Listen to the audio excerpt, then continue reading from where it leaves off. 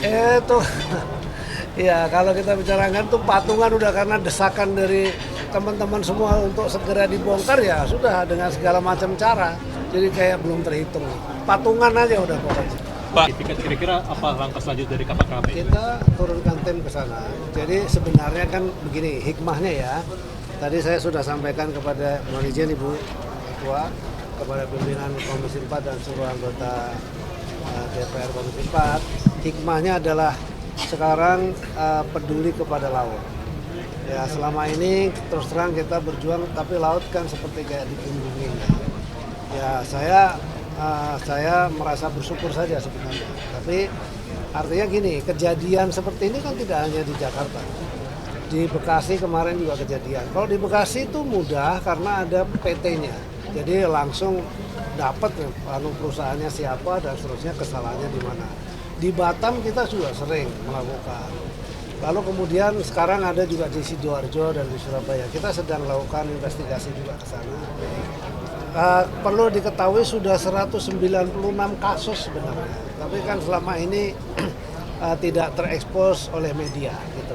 Nah kemudian di Jakarta ini menjadi sangat sensitif karena situasinya kan sedemikian rupa ya. Jadi tapi kan kita juga langsung bertindak. Jadi begitu itu terjadi kita langsung bertindak seperti yang kami janjikan kepada Komisi 4 DPR RI. Kita akan secepat mungkin untuk mengungkap sesuai dengan kewenangan kita.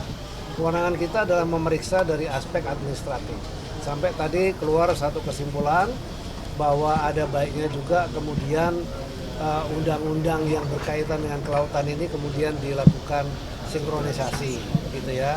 Istilahnya tuh kalau dulu tuh ada omnibus law kan gitu ya, dievaluasi semua untuk disatukan. Menurut saya ini menjadi sangat bagus sekali, sangat baik, dan saya senang sekali kalau begitu. Berarti memang betul-betul laut ini seperti dalam kebijakan di Kementerian Kelautan Perikanan kan soal ekologi dan ekonomi diseimbangkan. Kira-kira begitu. Ini kan sebetulnya kan tekanan ekonomi, ya kan sisi lain kan ada ekologi juga yang dijaga. Kira-kira begitu. Dari Surabaya mungkin berkaitan dengan yang datang dari Surabaya ke sini langsung untuk memperjuangkan itu, berharap agar PSN ini yang ada di Surabaya khususnya di SWL itu bisa dicabut. Karena apa? Karena itu sudah Surabaya Waterfront Land. Surabaya Waterfront Land.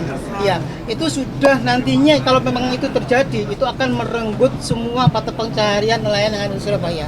Di situ ada 800 nelayan dan sekian ribu UMKM yang bergantung pada hasil laut dan pengolahan hasil laut di situ. Jadi kami berharap kepada Pak Menteri dan Ibu juga bisa memperjuangkan nasib kami yang ada di Surabaya untuk mencabut status PSN yang ada di SWL ini.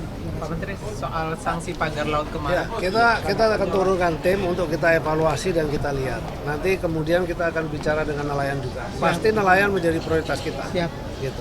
Untuk dicarikan solusi yang terbaik. Ya. Tapi kalau soal PSN, itu kan ruangnya ada di Menko Perekonomian ya.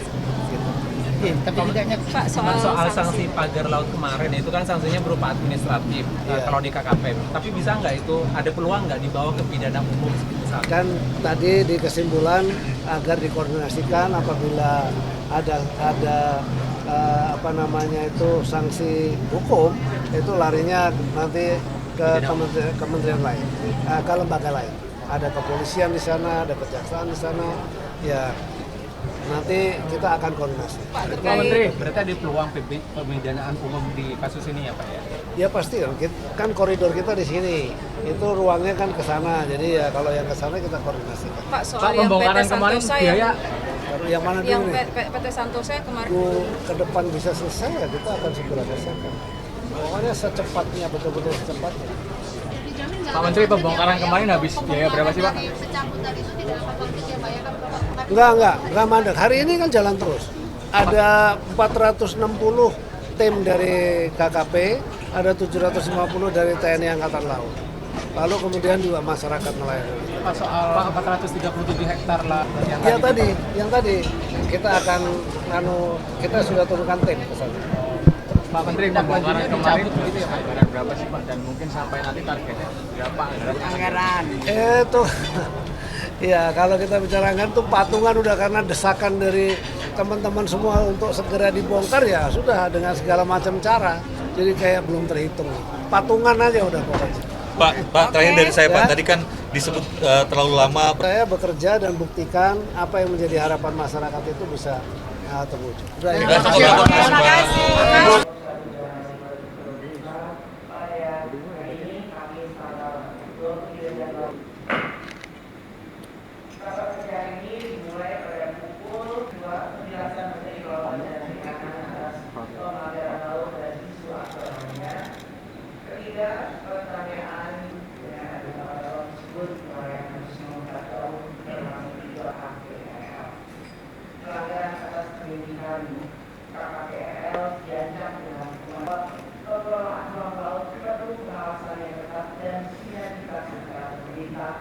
Masyarakat serta DPR meminta pemerintah khususnya Kementerian dalam membongkar badan laut karena namun upaya tersebut harus diikuti dengan tindak kepada pelaku utama agar menjadi efek jelas dan tidak terulang kembali di daerah lain. Air Sidoarjo dan sekitarnya luas 665 terima tindak lanjut penolakan Warga Surabaya terkait rencana reklamasi Surabaya Kompleks seluas 1.084 hektar yang mengancam mata pencahayaan masyarakat. Sudah tidak berfungsi pada daerah ini yang hormati, demikian pengantar yang kami sampaikan. Selanjutnya kami persilakan kepada Menteri untuk menyampaikan penjelasan terkait hal tersebut di atas.